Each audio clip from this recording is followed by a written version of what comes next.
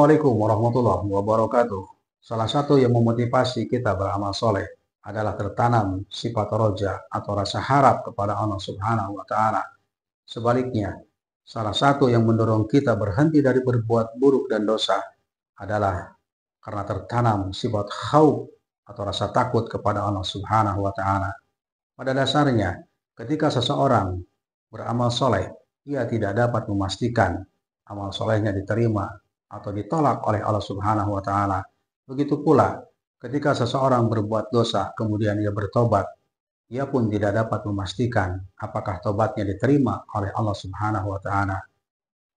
Pertanyaannya, bagaimana cara kita roja dan dalam kondisi seperti apa kita harus khauf kepada Allah Subhanahu wa Ta'ala?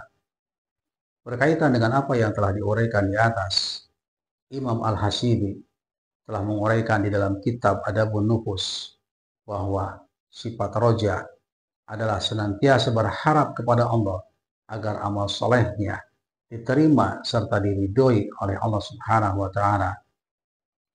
Di sisi lainnya, kita pun harus memiliki sifat khauf atau rasa takut kepada Allah. Takut ketika kita beramal soleh, amal soleh kita tidak diterima serta tidak diridhoinya. Tingkatan roja yang paling tinggi adalah pada saat seseorang beramal soleh, tidak pernah berharap balasan surga dan tidak pernah berharap pahala, namun semata-mata hanya mensyukuri atas segala nikmat yang telah dianugerahkan Allah Subhanahu wa Ta'ala kepadanya, sehingga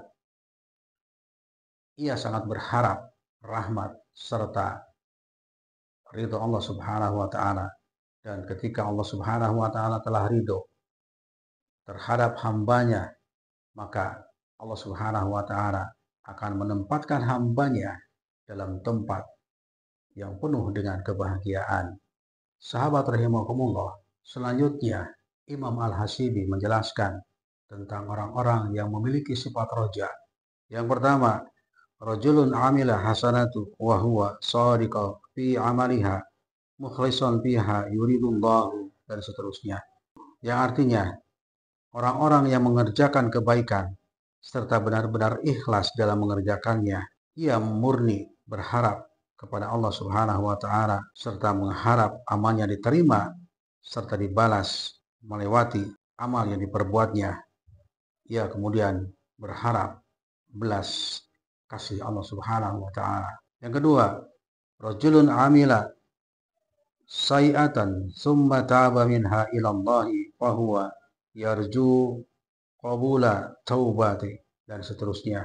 Yang artinya, orang-orang yang mengerjakan keburukan kemudian bertobat kepada Allah, kemudian dia berharap tobatnya diterima serta mengharap balasan tobatnya dan berharap ampunan serta maghfirah dari Allah Subhanahu wa Ta'ala. Selain itu, ia juga berharap agar Allah tidak menghukum dirinya. Sahabat rahimakumullah, demikian tausiah singkat. Semoga bermanfaat. Allahu a'lam bishawab. Assalamualaikum warahmatullahi wabarakatuh.